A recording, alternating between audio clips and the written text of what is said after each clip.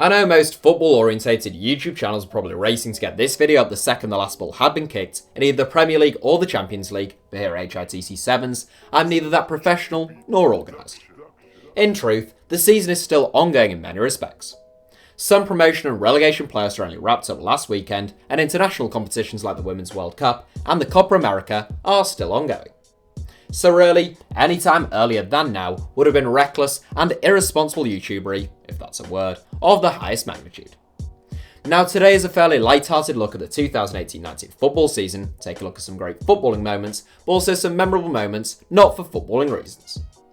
So don't take this one too seriously, it's just 7 matches, incidents or stories that I particularly enjoyed from the 18-19 season, with an unsurprisingly English-centric slant for which I can only apologise. There'll be some honourable mentions in there as well. Here are our 7 best moments of the 2018-19 season. Kepa won't go.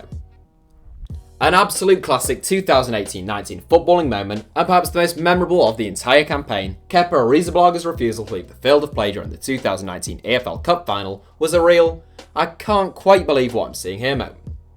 I have to say, in all my years watching football, and I've watched a fair bit, I don't think I can ever recall seeing that happen before. The incident had a lot of us sprawling through the laws of the game to try and figure out what the protocol is and what should have happened. Bizarrely, it turns out Kepa was apparently well within his rights to say, thanks but no thanks, there's a shootout coming up here, so I'd really rather stay on if that's okay, and the match officials did everything by the book.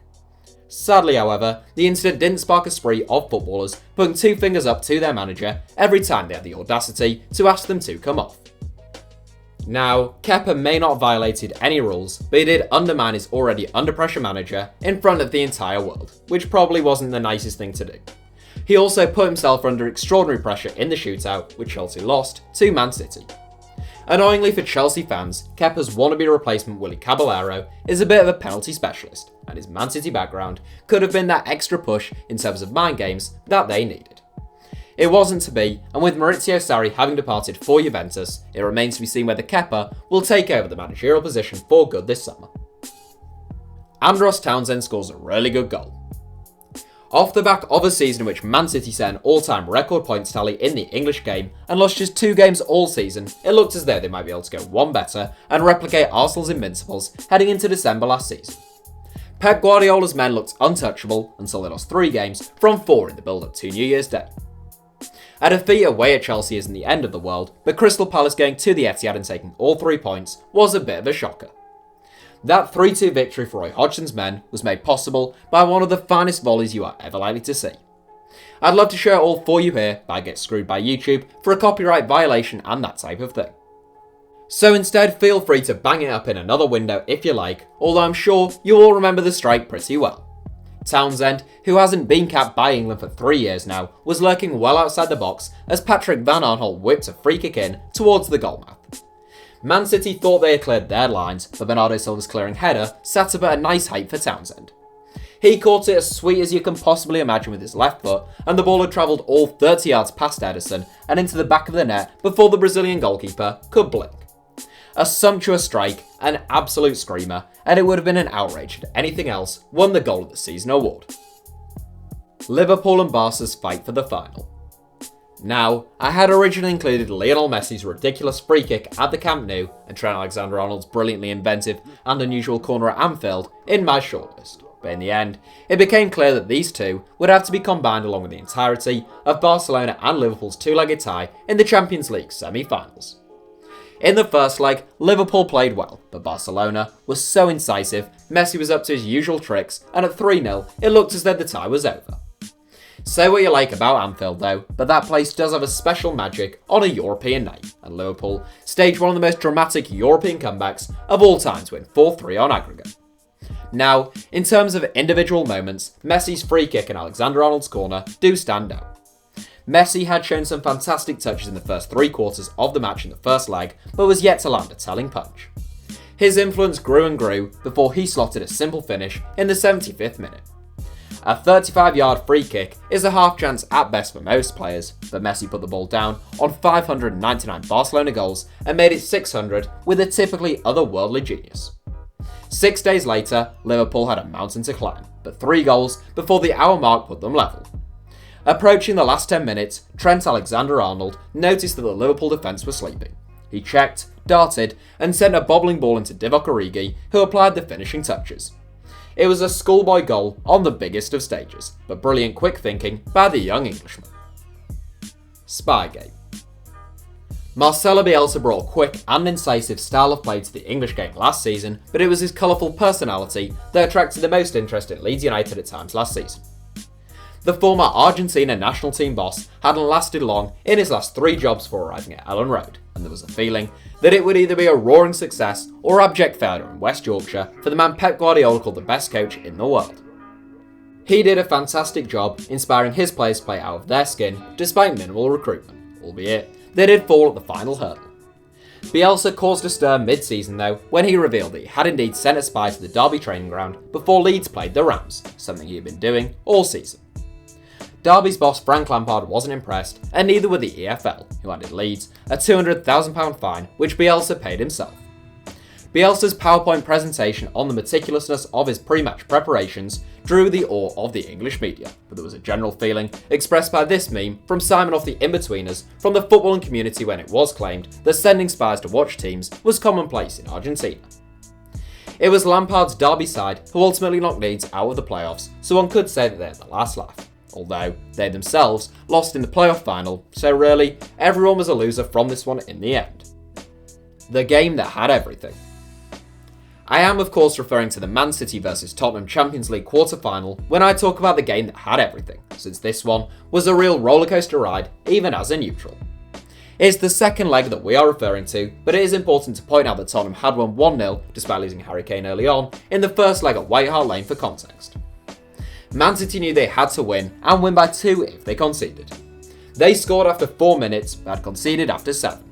It didn't look like this one would be a cagey affair then. Tottenham then made it 2-1 on the night and 3-1 on aggregate after 11 minutes, meaning Pep Guardiola's men needed to score 3 goals without reply. They did indeed score 3 goals, putting themselves 4-3 up on aggregate, but there was to be a reply. Fernando Llorente put the ball past Edison in a goal VAR took some time to flag before the Turkish referee watched it back and said there was no doing. Good goal. The real controversy arrived in the 3rd minute of injury time though. Sergio Aguero drove into the Spurs box before squaring for Raheem Sterling.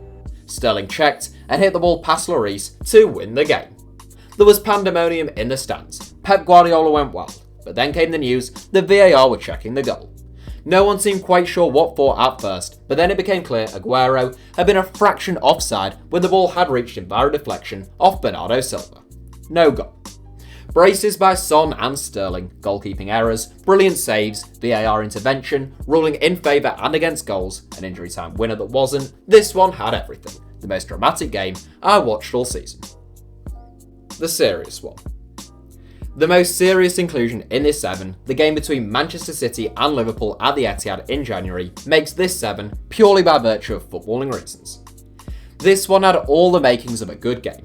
Liverpool looked to be running away with things in December, blowing teams away whilst Man City wobbled. Pep Guardiola needed a win just to keep his side in the hunt for a 2nd consecutive Premier League title.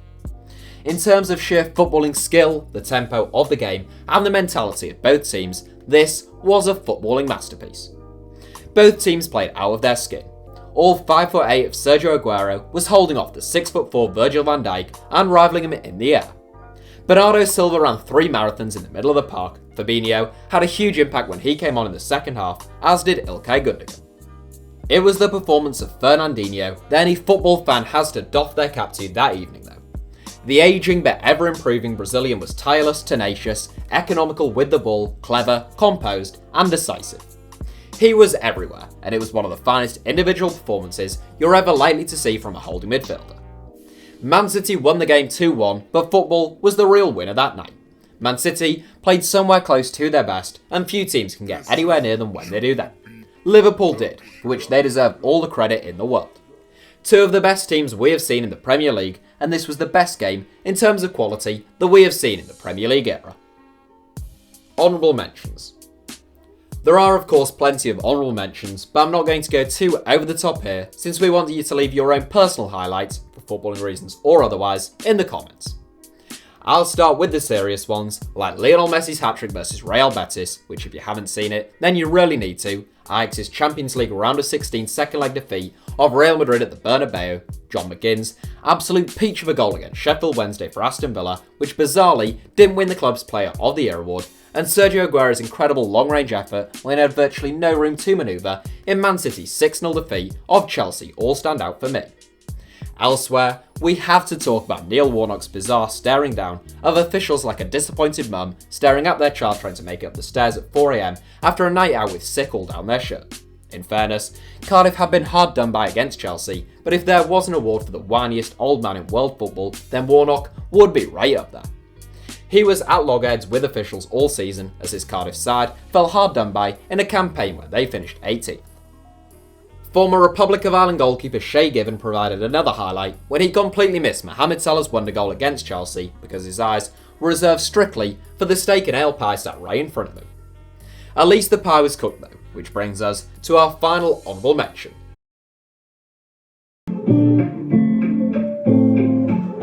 Country ass nigga from the east side street, give a fuck what you think about me. I've been gone for a minute now, young nigga back, better get your girlfriend away from me. They come back so strong though, hey, she going back so strong though, hey. I miss playing in the walls, miss fucking in the bathroom stalls on the low low. I ain't tryna expose you, but girl you know you ain't loyal.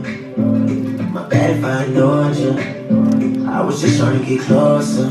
Hey, to the motherfucking money, to the block in the door. Bitch don't wanna broke, nigga don't broke. It's been a long time, but it's one thing for sure. I'ma hit that ass in slow motion. Slow motion. I'ma hit it right in slow motion. I love this game! Happy Thanksgiving, everyone! Yeah. The former Manchester United star has been reading some funny cookbooks if they're telling him that's how to prepare a chicken, and someone really ought to let him know about salmonella bacteria. Anyhow, Evra appears to be alive and well, just obviously absolutely mental. Those are our honourable mentions. Let us know your 2018-19 season highlights in the comments, and do subscribe to the ever-brilliant HITC Sevens. But firstly, here is your top spot. Hennessey's Nazi education course. If this wasn't your highlight of the season, then either you're doing something wrong or your team won a trophy. My team didn't, so that means the news that Wayne Hennessey was determined to learn more about the Third Reich will always take top spot in my recollections of the 2018-19 football season. To recap, and for those of you who somehow missed this story, there was a bit of controversy when Hennessey was seemingly caught on camera doing a Nazi salute in a group photo of the Crystal Palace players who were out for dinner.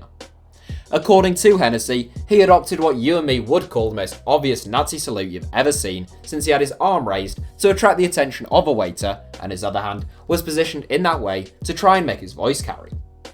I think it's time for this meme again. An FA panel looked into the matter, but ultimately accepted Hennessey's assertion that he had no idea what a Nazi salute was. When cross-examined, Hennessey displayed a very considerable, one might even say lamentable, degree of ignorance about anything to do with Hitler, fascism, and the Nazi regime, according to the panel. Now, there isn't anything about this story that isn't utterly bewildering and hilarious in equal measure. Either Wayne Hennessey has pulled the most blatant Nazi salute you've ever seen and has managed to convince a bunch of old blokes that he was trying to get away his attention, or a 32-year-old Welshman has managed to go through his whole life without anyone telling him about Hitler, the Nazis, and presumably the entirety of World War II. He obviously didn't do much sightseeing during Palace's pre-season tour of Berlin in 2015. He must have thought all those concrete slabs were just a nice art installation. Anyhow, this whole sorry affair was tipped over the edge in April when Roy Hodgson came out and said Hennessey was desperate to learn about the Nazis. Quit whilst you're ahead, lads. So that's it for today's video. Give us a like if you enjoyed it, let us know your season highlights in the comments, and I would be eternally grateful if you subscribe to HITC Sevens. Oh, and turn on notifications.